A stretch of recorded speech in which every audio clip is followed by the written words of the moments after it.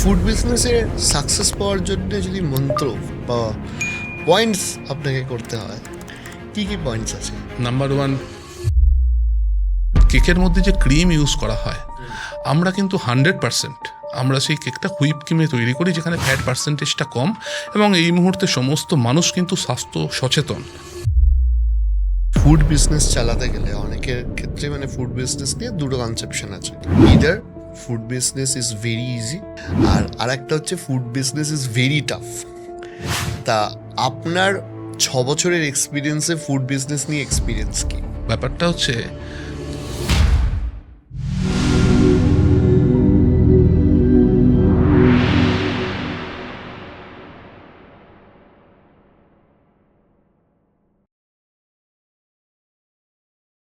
আমি একটা প্রশ্ন করি আপনাকে, যে এই হাইলি কম্পিটিটিভ মার্কেটে ধরুন, তো রিনাউন্ডও আপনাদের প্রচুর কম্পিটিটর রয়েছেন, এবং যদিও আপনারা নিজেরাও আজকের ডেটে খুবই একটা রিনাউন্ড ব্র্যান্ড। আমি যদি আপনাকে প্রশ্ন করি যে ধরুন আমি অ্যাজ এ কাস্টমার, আমি কেন আপনার যারা প্রতিদ্বন্দ্বী কম্পিটিটর, বিশেষ করে এম দিয়ে শুরু যে একটা দুটো কম্পিটিটর রয়েছে, সেখানে না গিয়ে টেস্ট অ্যান্ড বাইটে আসবো? আপনি যে ইউএসপির কথাটা বলছিলেন, টেস্ট অ্যান্ড বাইটের ইউএসপিটা কি? দেখুন, টেস্ট অ্যান্ড বাইটের মেন যেটা ইউএসপি হচ্ছে, আমাদের সমস্ত প্রোডাক্ট, তার যে কোয়ালিটি ডিপেন্ড করে কিন্তু প্রথমে তার র মেটেরিয়ালসের ওপরে। ওকে। তো র মেটেরিয়ালস আমরা যেগুলো ইউজ করি, সেখানে কিন্তু মানুষের স্বাস্থ্য, যেখানে কেকের মধ্যে যে ক্রিম ইউজ করা হয়, আমরা কিন্তু 100% আমরা সেই কেকটা হুইপ ক্রিমে তৈরি করি, যেখানে ফ্যাট পার্সেন্টেজটা কম, এবং এই মুহূর্তে সমস্ত মানুষ কিন্তু স্বাস্থ্য সচেতন। তো সেই জায়গাটা কিন্তু তাদের কথা ভেবেই আমরা তৈরি করি, এবং আমাদের স্যাবোরিজ যে আইটেমগুলো তৈরি হয় প্রত্যেকটায়, সেগুলো কিন্তু বেস্ট কোয়ালিটির অয়েল দিয়ে আমরা তৈরি করি। তো এই ব্যাপারগুলো যাতে মানুষ জানে যে এখানে কোয়ালিটির সাথে কম্প্রোমাইজ হয় না, বেস্ট কোয়ালিটি প্রোডাক্ট, এবং তার সঙ্গে তো টেস্টের তো একটা টুইস্ট রয়েছে, সেই ব্যাপারটাও মানুষের কাছে একটা আলাদা আকর্ষণ। প্রোডাক্ট কোয়ালিটি কিভাবে আপনারা মেনটেন করেন, এই test and all? Product quality maintain করার জন্য আমরা যখন র মেটেরিয়াল প্রকিউরমেন্ট করছি, সেখান থেকে শুরু করে প্রোডাকশন, প্রত্যেকটা জায়গায় কিন্তু আমাদের কোয়ালিটি কন্ট্রোল এবং কোয়ালিটি অ্যাসুরেন্স টিম যারা রয়েছে, এবং আমাদের যারা সমস্ত সুপারভাইজার, সিনিয়র ম্যানেজমেন্ট যারা রয়েছে, তাদের একদম কড়া নজর থাকে প্রত্যেকটা জায়গাতে, যেখানে আমাদের সমস্ত হাইজিন যাতে মেনটেন হয়, এবং কোয়ালিটি যেটা টেস্ট, সেটাও যাতে ঠিকঠাকভাবে থাকে, সেইগুলো একদম সঠিকভাবে সেগুলোকে মনিটর করা হয়। ফুড বিজনেস চালাতে গেলে অনেকের ক্ষেত্রে ফুড বিজনেস নিয়ে দুটো কনসেপশন আছে। Either food business is very easy, যে কেউ বাড়িতেও খাবার বানাতে পারে, সো এটা দিয়ে ব্যবসা না করার কি আছে। আর একটা হচ্ছে food business is very tough. তা আপনার 6 বছরের এক্সপিরিয়েন্সে ফুড বিজনেস নিয়ে এক্সপিরিয়েন্স কি? ব্যাপারটা হচ্ছে, যে যেভাবে ভাববে, মানে একটা অর্ধেক জল ভর্তি গ্লাসকে কেউ বলে যে অর্ধেক ভর্তি, কেউ বলে অর্ধেক খালি। তো সেই রকমই এটার ব্যাপার, যে এটা কিন্তু ইজি নয় একদমই। আবার যে টাফ মনে করলে তো কোনো জিনিসে প্রথম থেকে একটু ভয় পেয়ে যায় মানুষজন, সেরকমও নয়। তবে হ্যাঁ, এন্টায়ার প্রসেসটা কিন্তু খুব কমপ্লেক্স, এবং সেটা ঠিকঠাক বেটার ম্যানেজমেন্ট দিয়ে সেটাকে হ্যান্ডেল করলে, তাহলে কিন্তু এখানে সফলতার মুখটা দেখতে পাবে। কারণ এখানে আমাদের প্রথমে র মেটেরিয়ালস প্রকিউরমেন্ট থেকে শুরু করে প্রোডাকশন, ওয়েস্টেজ কন্ট্রোল, সেখানে তার ঠিকঠাক প্যাকেজিং, এবং আউটলেটে যাতে ঠিকঠাক টেম্পারেচারে সেগুলোকে রাখা হয়, প্রোডাক্ট হ্যান্ডেলিং, এই সমস্ত ব্যাপার সেখানে জড়িয়ে রয়েছে। তো পুরো জিনিসটা যদি কেউ ঠিকঠাকভাবে করতে পারে, প্যাশনেটলি করতে পারে, এবং তার কাছে যদি ঠিকঠাক ম্যানেজমেন্ট থাকে, তাহলে এটা করা সম্ভব। ফুড বিজনেসে সাকসেস পাওয়ার জন্য যদি মন্ত্র বা পয়েন্টস আপনাকে করতে হয়, কি কি পয়েন্টস আছে? যে ধরুন কেউ খাবারের ব্যবসা নিয়ে, সেটা যে কোনো খাবার হতে পারে, সেখানে সাকসেসফুল হতে চায়, আপনাকে এসে জিজ্ঞেস করলো, আপনি কি কি বলবেন? Number one, quality. শুধু তাই নয়, 365 ডেজ সেই কোয়ালিটিটাকে মেনটেন করতে হবে। নাম্বার টু, কাস্টমারের ট্রাস্ট বিল্ড আপ করতে হবে। এবং নাম্বার থ্রি হচ্ছে, কাস্টমারের সাথে রিলেশনশিপ তৈরি করতে হবে, যাতে রিপিট কাস্টমারটা আসে। কারণ সেলসটা জরুরি একটা বিজনেসের গ্রোথের জন্য, কারণ সেটাই রেভিনিউ জেনারেট করে, কিন্তু রিপিট কাস্টমার ব্র্যান্ড তৈরি করে। আপনি যেহেতু রিপিট কাস্টমার বললেন, সেখানে আসে যে একটা ইউজার অ্যাকুইজিশন কস্ট, যে নতুন মানুষকে আমার আউটলেটে নিয়ে আসা, এবং সেইটার জন্য যে ধরুন ফুড বিজনেসে মার্কেটিং কতটা জরুরি। আর 2 নম্বর কথা, যে কোনো ফুড বিজনেসে অন অ্যান অ্যাভারেজ আমি আমার রেভিনিউর কতটা পার্সেন্ট অবধি মার্কেটিংয়ে ইনভেস্ট করতে পারি, কতটা অবধি আমার যে বিজনেস সেন্স বা বাজেট সমস্ত কিছু অ্যালাউ করবে যে এতটা পার্সেন্টেজ তুমি মার্কেটিংয়ে ইনভেস্ট করো। দেখুন, মার্কেটিং ইনভেস্টমেন্টের পার্টটা রয়েছে আজ আমি কোন স্টেজে ইনভেস্টটা করছি, মানে বিজনেস শুরুর সময় নাকি এই বিজনেসের মোটামুটি একটা স্টেবল জায়গায় রয়েছে। তো কারণ মার্কেটিং এমন একটা জিনিস, এটা দরকার পড়েই।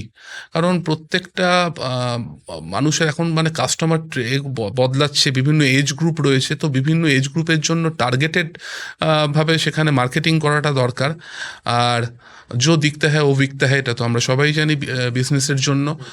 আর সেখানে যেটা বাজেটের ব্যাপারটা, শুরুর সময়ের জন্য একটা বাজেট রাখতে হবে, এবং যখন তার পরবর্তীকালে হ্যামারিংয়ের জন্য কিন্তু একটা নির্দিষ্ট বাজেট সেখানে রাখাটা দরকার, কারণ মার্কেটিং ভেরি ভেরি এসেন্সিয়াল। আপনাদের শুরুটা কোথা থেকে হয়েছিল, মানে টেস্ট অ্যান্ড বাইটের?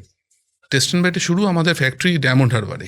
আচ্ছা, মানে আপনাদের বাড়িও ডায়মন্ড? হ্যাঁ, ডায়মন্ড হারবারে। আচ্ছা, তাহলে এই যে আপনাদের বিজনেস, এটা কি মানে কোনো ফান্ড রেজ করে আপনারা শুরু করলেন, নাকি একদমই নিজেদের টাকা থেকে শুরু করলেন? নিজেদের, একদমই নিজেদের, পারিবারিক।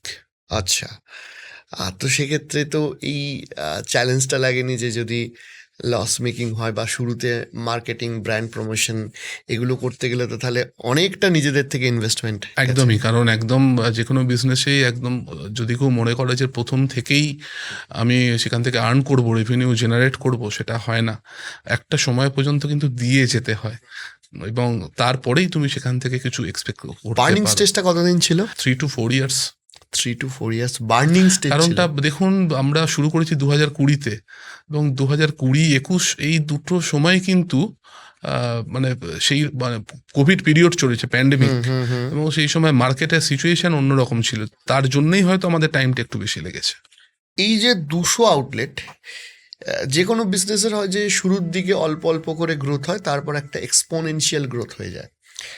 আপনাদের এই যে বিজনেস এগিয়ে যাওয়া বা এই যে পিক আপ, এই জিনিসটা কবে থেকে, এই বিজনেসটা খুব ফাস্ট গ্রো করাটা কবে থেকে শুরু হলো? না, যদি আমরা আউটলেট নাম্বার দিয়ে বলি তাহলে কিন্তু সেটা গ্র্যাজুয়ালি ইনক্রিজ করেছে। আচ্ছা, আর যদি সেলের কথা বলি, সেখানে কিন্তু যত বেশি আমরা আউটলেট বাড়িয়েছি তত বেশি মানুষের কাছে পৌঁছেছে, এবং ব্র্যান্ডের সম্বন্ধে মানুষ জেনেছে আরো বেশিভাবে, তখন আউটলেটে আমাদের ফুটফলও বেড়েছে। তাহলে ব্র্যান্ড অ্যাওয়ারনেস যেটা আছে সেটা কি টেস্ট অ্যান্ড বাইট সেন্ট্রালি করে? একদম। মানে যদি আমি টেস্ট অ্যান্ড বাইটের ফ্র্যাঞ্চাইজি নিই, তাহলে কি আমাকে লোকাল প্রমোশন অ্যান্ড অল এগুলোর হেডেক নিতে হবে, নাকি সেটা টেস্ট অ্যান্ড বাইট নিজেই করবে? ওটা আমরাই করি।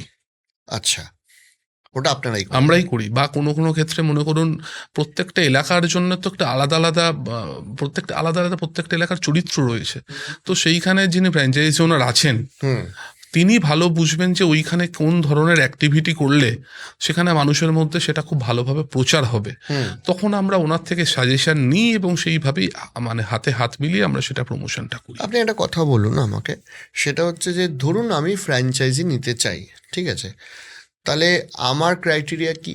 আর 2 নম্বর কথা হচ্ছে যে টেস্ট অ্যান্ড বাইটের ফ্র্যাঞ্চাইজি নেওয়ার জন্য কত টাকা মানুষকে ইন জেনারেল ইনভেস্ট করতে হয়, নাকি এটা আপনার সিটি টু সিটি ভ্যারি করছে? না, এটা সিটি টু সিটি এরকম ভ্যারি করে না। আমাদের যেটা লাগে হচ্ছে 200 স্কোয়ার ফিট দোকান, যাতে মিনিমাম 8 থেকে 10 ফুট ফ্রন্টেজ লাগবে, আর মোর অর লেস ইনভেস্টমেন্ট যেটা হচ্ছে 14 থেকে 15 লাখ টাকা ম্যাক্সিমাম, যার মধ্যে 1 লাখ টাকা হচ্ছে আমাদের সিকিউরিটি ডিপোজিট, আর 1 লাখ টাকা হচ্ছে ব্র্যান্ড ফিস। বাকিটা অন অ্যাকচুয়াল যেটা তার রেনোভেশনের জন্য খরচ হবে সেটাই। আচ্ছা, এই রেনোভেশন টেস্ট অ্যান্ড বাইটই করে দেয়? টেস্ট অ্যান্ড বাই ডিরেক্টলি করে না, তার জন্য ভেন্ডার রয়েছে, ভেন্ডার আছে, গট ইট, তারাই গট করে। ইট, সেখান থেকে করে নিতে হ্যাঁ। পারবে। ফ্র্যাঞ্চাইজি ওনারের কর্তব্য কি কি থাকে? ফ্র্যাঞ্চাইজ ওনারের কর্তব্য হচ্ছে প্রত্যেকটা দিন আমাদের যে প্রোডাক্টগুলো সেগুলোকে উনি যেভাবে অর্ডার করেছেন সেইভাবে অর্ডারটাকে রিসিভ করা এবং সেটাকে ঠিকঠাকভাবে প্রত্যেকটা প্রোডাক্ট তার টেম্পারেচার যেরকমভাবে রাখা উচিত সেইভাবে সেটাকে স্টোর করা, ডিসপ্লে করা এবং কাস্টমারের কাছে সেগুলোকে সেল করা। এবং সেলটা করার জন্য তাদেরকে কিভাবে সেল বুস্ট করবে সেগুলো কাউন্টার সেলস পার্সনদেরকে আমরা ট্রেনিং দিই এবং সেগুলোকে মনিটরিং করি যে কোন আউটলেটে কি অসুবিধা হচ্ছে না হচ্ছে এই ব্যাপারটা। আর ওনার যেটা খরচের মধ্যে যেটা থাকে সেটা হচ্ছে ইলেকট্রিসিটি বিল আর তার সিএসপিদের স্যালারি। রেন্ট, ইলেকট্রিসিটি বিল, হ্যাঁ। স্যালারি, মানে That's all. ওই আউটলেটটা রানিং এক্সপেন্স যেটা থাকে। আচ্ছা, আর একটা বিষয় হচ্ছে যে এখানেও একটা প্রশ্ন আসে, যে আমি তো আপনাকে কাস্টমার হিসেবে জিজ্ঞেস করলাম, আমি এবার একজন বিজনেস পার্টনার হিসেবে যদি জিজ্ঞেস করি যে কেন আমি টেস্ট অ্যান্ড বাইটসের ফ্র্যাঞ্চাইজি নেব ইনস্টিড অফ আদার যে ব্র্যান্ডগুলো রয়েছে সেগুলো না নিয়ে, আপনি আমাদেরকে কতটা, আমি যদি ফ্র্যাঞ্চাইজি ওনার হই তাহলে আপনি আমাদেরকে কোন কোন দিক থেকে কতটা প্রফিট দেবেন যে আমি অন্য কোনো কোম্পানি না দেখে আপনার ফ্র্যাঞ্চাইজি নেবো? জিনিসটা হচ্ছে টেস্ট অ্যান্ড বাইটের ফ্র্যাঞ্চাইজি, যেখানে অন্যান্য ব্র্যান্ডের যদি কোনো রেপুটেড ব্র্যান্ডের কেক শপ করতে গেলে সেখানে এস্টাবলিশমেন্ট যা কস্ট তার থেকে আমাদের কস্টটা অনেকটাই কম।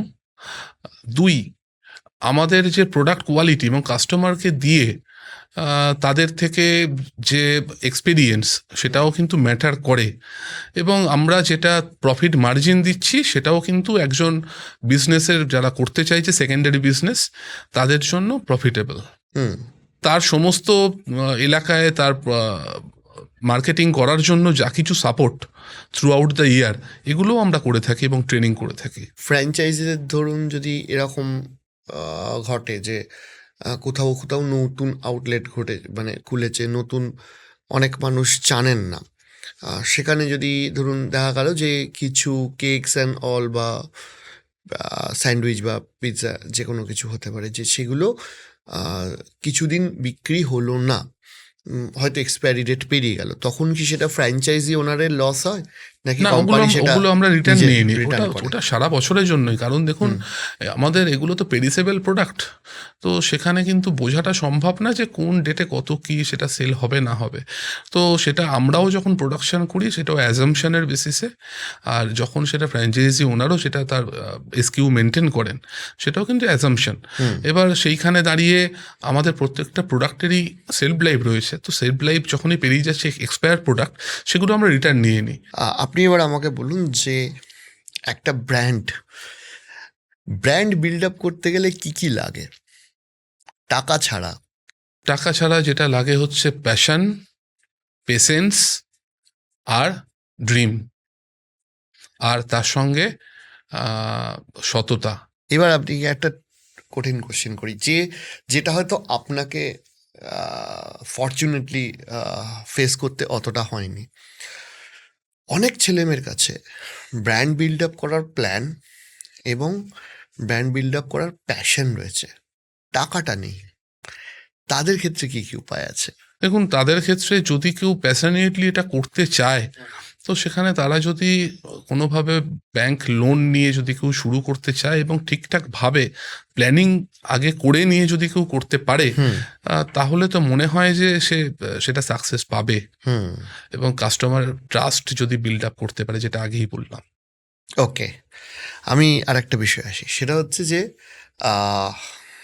যে কোনো বিজনেসে, ফুড বিজনেসে সব থেকে শক্ত কাজ হয় হচ্ছে ফুড কস্টিং মেনটেন করা, বা বিজনেসের বিভিন্ন ক্ষেত্রে এই যে বিজনেস অ্যাকাউন্টস রয়েছে সেখানে প্রপারলি পার্সেন্টেজ মেনটেন করা, অর্থাৎ আমার র মেটেরিয়াল কস্ট কত হবে, আমার এমপ্লয়ি কস্ট কত হবে, আমার মার্কেটিং বাজেট কত হবে, ইভেন টু সাম এক্সটেন্ট আমার ডিস্ট্রিবিউশন কস্ট কীরকম হবে। এই জিনিসটা আপনারা কি করে মেনটেন করেন? এই জিনিসটা প্রথম আমরা যখন শুরু করি সত্যিই বুঝতে সময় লেগেছে, আচ্ছা। তবে একটা সময় পরে গিয়ে তখন সেই জিনিসটা আমরা মোটামুটি একটা প্রোফর্মা রেডি করে রেখেছি যে কি হতে পারে। আচ্ছা, এবং থ্রু যেহেতু আউট দ্য সেই ইয়ার এক্সপিরিয়েন্সটা আপনাদের হয়ে গেছে। গ্যাদার করার হ্যাঁ, পরে হ্যাঁ।